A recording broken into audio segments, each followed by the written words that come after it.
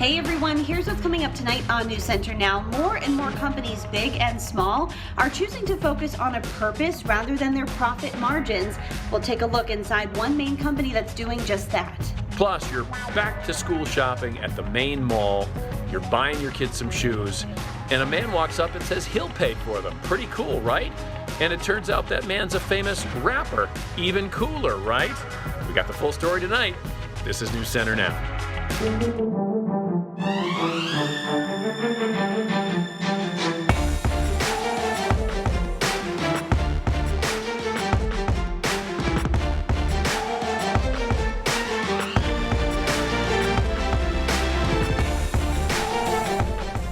Good evening, everyone, and thanks for joining us tonight. I'm Lindsay Mills. And I'm Lee Nelson. Tonight, doing business and doing good. They don't have to be mutually exclusive. In fact, more and more companies are finding that this combined strategy can really be lucrative. Big companies like Patagonia, the outdoor clothing retailer, Seventh Generation, known for its cleaning products, and Tom's Footwear all have one thing in common. They are what's called certified B corporations, or B Corps. That means they are for-profit businesses using their force for good. It's part of a new movement of corporations, big and small, choosing to focus on society over shareholders. There are several Maine companies among the 3,000 B Corp corporations worldwide. And for the fourth year in a row, Maine Works is getting top honors for redefining what success means for business.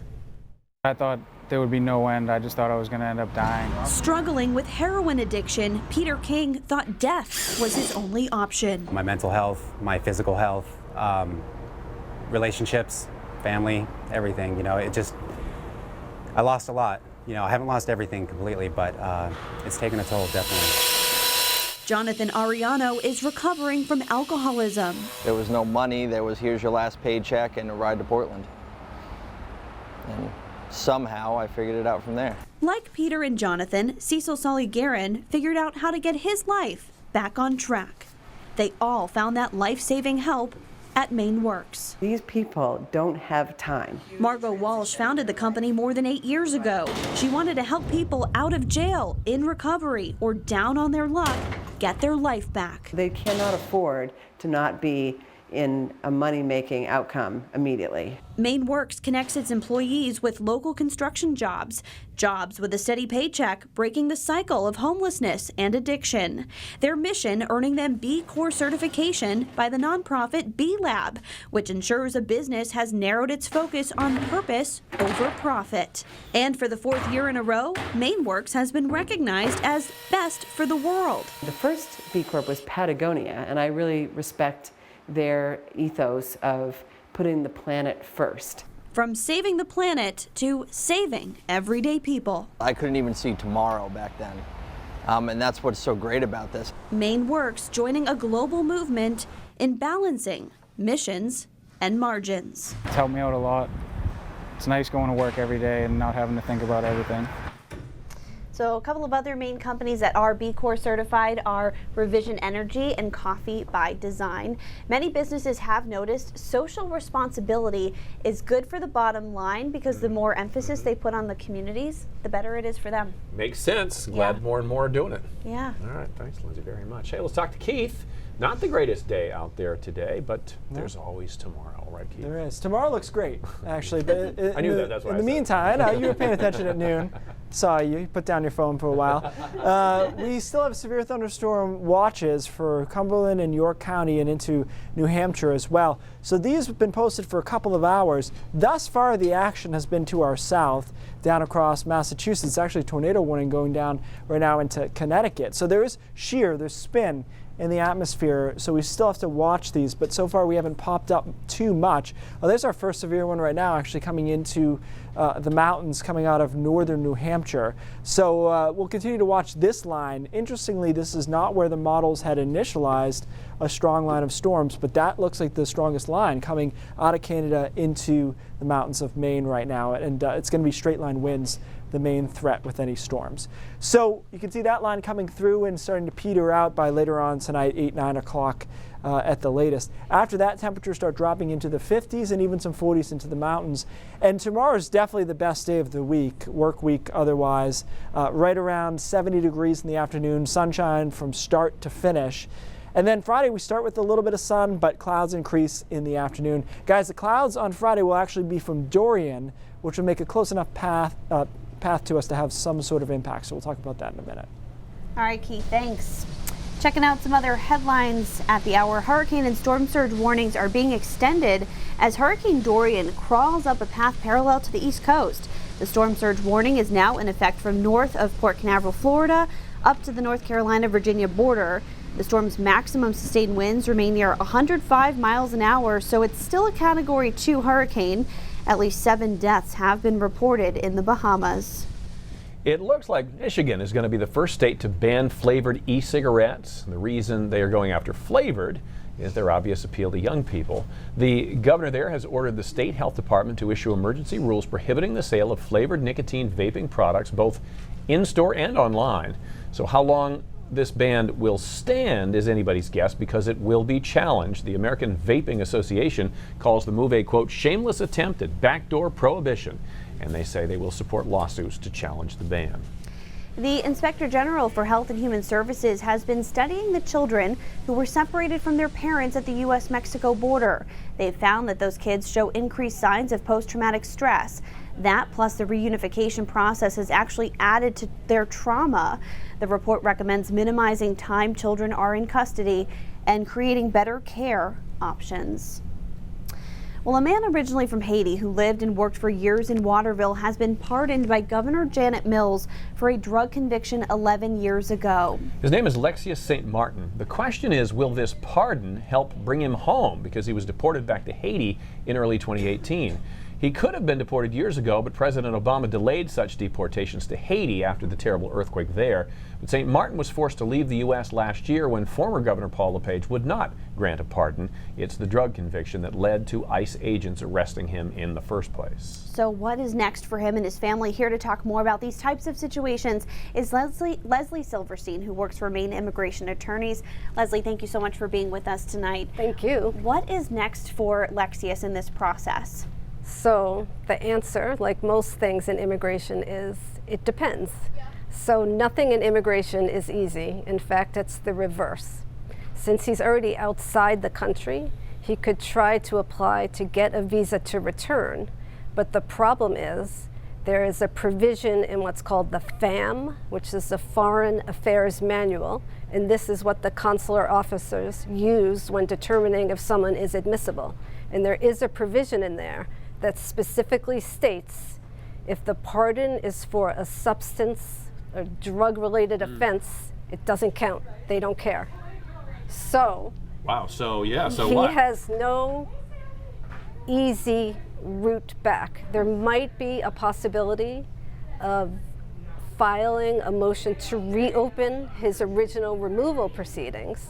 However, that is also a complicated process, and that, again, would be up to the immigration judge. The argument he would make is, look, my conviction has now been pardoned. In effect, I wasn't convicted, and now I should be eligible to apply for other forms of relief, such as cancellation of removal, or he might have an asylum claim, he might have a withholding of removal. There's certain defenses that he would first have to get that removal proceeding reopened to even try to assert those defenses. So there's a pretty big wall he has to climb, is what you're saying.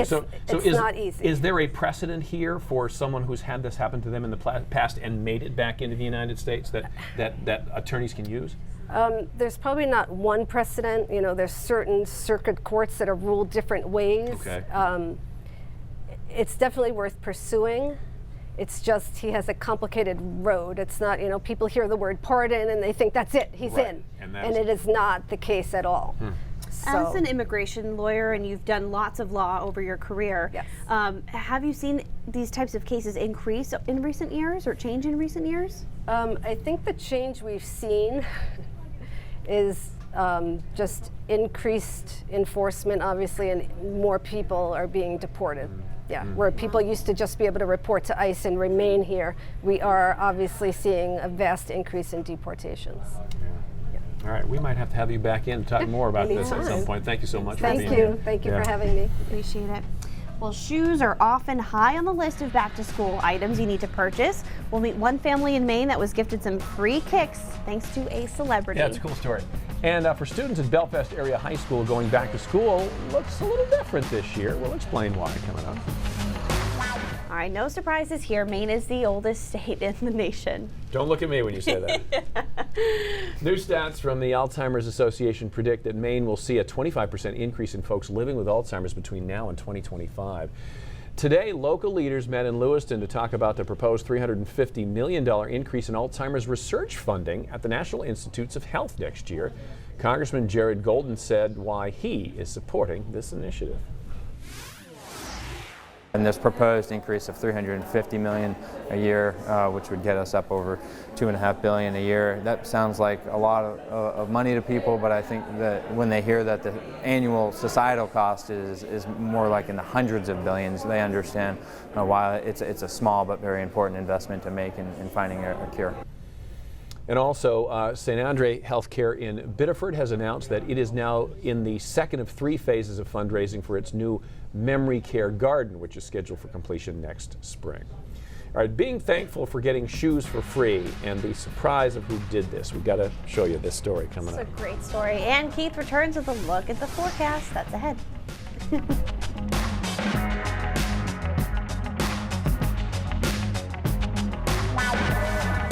All right, so this was the first day of school for a lot of kids in Maine, including the students at Belfast Area High School. Yeah, and day one was made even more memorable by the things they perhaps didn't see. The more than 2-year-long school renovation project is now complete. Students arrived to see a new entryway, new classrooms, locker rooms, and an upgraded cafeteria. It was all made possible due to $7.5 million from the district's taxpayers. The upgrades made a big part of the school barely recognizable to the principal, who, by the way, is also a graduate of the school. Some of the, funny nostalgia of what the school looked like, myself included, coming back and seeing the new addition to the fine arts wing, and now with a new math and special ed wing. There's definitely a sense of pride and just ownership for the community to have such a beautiful building. So as these renovations come to a close, school officials will now look at some of the landscaping and upgrade the press box and some of the things along the athletic fields as well. Awesome. Very good stuff. Yeah, really good. All right, first we're gonna rock, then we're gonna roll, then we're gonna shop. A story of using your means to pay it forward. Glad you had to do that part. All right, so rapper DMX did something special for Nikki Cutchins and her 2 little girls at, of all places, the Maine Mall. Nikki and her girls were in Journeys on Saturday. That's a shoe store there. And a man beside them at the register asked if they were shopping, school shopping. She said yes. The man sympathized with her, telling her that he had 15 children of his own. Wow. Then he offered to pay for their shoes. Initially, Nikki said no. She didn't know who it was at first, but she relented. And then she found out who it was. She said DMX was so incredibly nice about all of it, and we are so grateful. So what was DMX doing at the Maine Mall? Well, he was buying shoes for himself for a performance that very night at Westbrook's new stage at Rock Row. How cool is that? Keith, I was going to ask you for some help with my rapping skills. You did good. You did good. You were in the right zone. Did you like it with the hand motion? Yes, I did. Did I give it the hand? You don't want to go too hard, recognizing we're in Maine. You just want to be in the right spot. Okay. That's at 15. That's better than Goldberg's doing for the kids. By 1 or 2, That's right? 2x plus 1 Goldberg. Right. Whoa. Although, I haven't seen him in a couple months. He may have had another. Right, at least one. I do not know. I have to check Facebook for that. Okay, some serious thunderstorms we were watching out there. Again, most of the heaviest action down in southern New England, but we just popped this line, and it's very interesting because the models had not keyed in on this being your severe line, yet it's looking better and better as it moves into the mountains. And it's our only severe thunderstorm at the moment, moving off to the east on the way to Eustis, eventually Flagstaff Lake area. And we're looking at straight line winds being the main threat with this, but there is some shear out there, so we could see a little rotation in a few storms as well. So obviously the model's not doing a great job with this line, but trying to drive it through Millinocket, Waterville, eventually Augusta later on this evening. Should be all settled down by about 9 o'clock though. After that, we're in good shape overnight tonight. And as we've been advertising, tomorrow is the best day of the week. A lot of sunshine, right around 70 degrees, low humidity obviously. So it's going to be coolish in the morning, but end up really nice later in the day. We start with sun on Friday morning, but then clouds start increasing pretty quickly Friday, late morning through midday. And these clouds are actually the outer edge of Dorian. So let's have a look at Dorian now, 110 mile per hour winds. It actually has refocused itself a little bit after looking very ragged yesterday. I would argue it looks better today than it did yesterday. So we'll keep an eye on that. It's still in the Gulf Stream, so it has some warm water to work with, moving northwest at 8 miles an hour. There'll be a landfall somewhere in the Carolinas, probably as a Cat 2 storm. That's what the National Hurricane Center is projecting, and then it moves out from there, and it is relatively close to us as we knew would be the case. So let's talk about the impacts of Dorian here on Saturday. It'll be cloudy. There'll be some showers and maybe even some downpours along the coastline. The winds, though, should be below the threshold that is concerning, but you'll know it's out there. 40 mile per hour wind gusts a possibility, up to 50 to 55 over down East Maine. So again, below the threshold of any kind of damage as far as what we can know right now, but it will be notably windy along the coast before this thing moves out on Saturday night. And the waves will be big too. This is your wave height map, and obviously the big 30-foot waves are way out to sea, but it does splash some pretty big swells on shore by Saturday afternoon and Saturday night. So yeah, the best way to put it is you'll know Dorian's out there, but it's not going to be, a ruinous event here.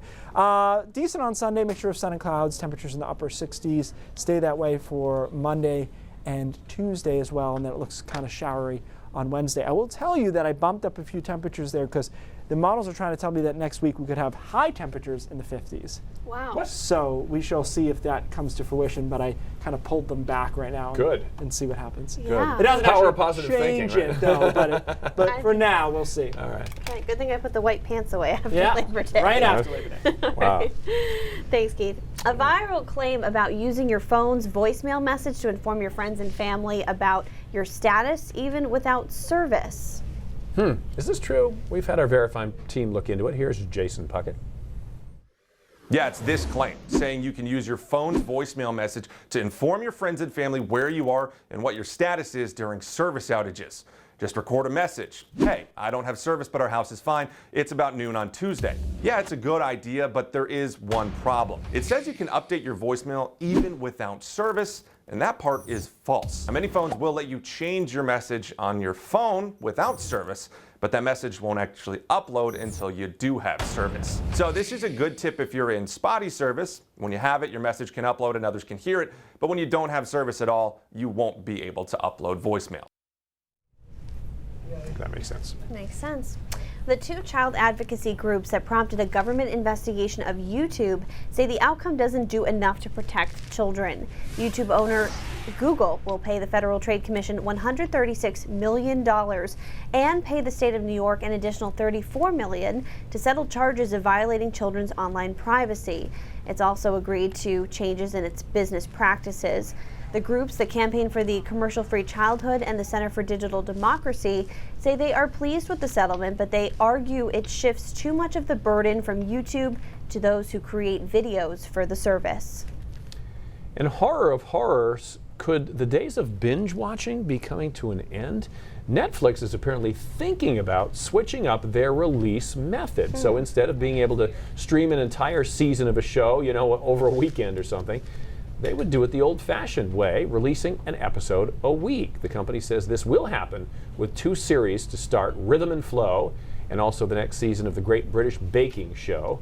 These changes are not sitting too well with a lot of binge watchers online. You can see some of the reactions. Similar to the works of HBO or that sort of thing. I mean, you got to wait for, Game of Thrones when it's in a current season, right? Yeah. It's interesting though. I've kind of come to like the idea of watching, multiple episodes. Matter of fact, bring Cindy in here. We do that all the time. We may be bingers. Right. Or you just watch a couple of episodes at once. Yeah. Kind of. You don't know watch what happens next. Well, the other thing about the series, too, is I think often the first one isn't the best, so you have to watch a couple before you decide if you're going to commit. Exactly. You can do that in one night. There you go. There you go. We got a lot more news coming up on News Center at 5:30. We have heard about Triple E before, a potentially deadly virus transmitted by mosquitoes, and we've seen cases in Maine before. But now a confirmed case this year in York County in a horse has the CDC saying you really need to do what you can to prevent mosquitoes from biting you. We're going to have more on that. And we probably all know cancer patients who have gone to Boston or beyond to take part in clinical trials. But Maine has just gotten a huge grant that will be bringing some of those trials closer to home right here in Maine. And that can literally be life-changing for patients. Those stories and much more ahead at 5:30. All right, Cindy, sounds good. All right, we heading downstairs for brain drops? Yeah, let's do it. We'll see you guys in a bit. We have a Navy. Why don't the Navy come and drop ice in the warm water so it can't get going as fast as it's going? Okay, so this went viral. It was a Florida man's idea of how we should stop Hurricane Dorian.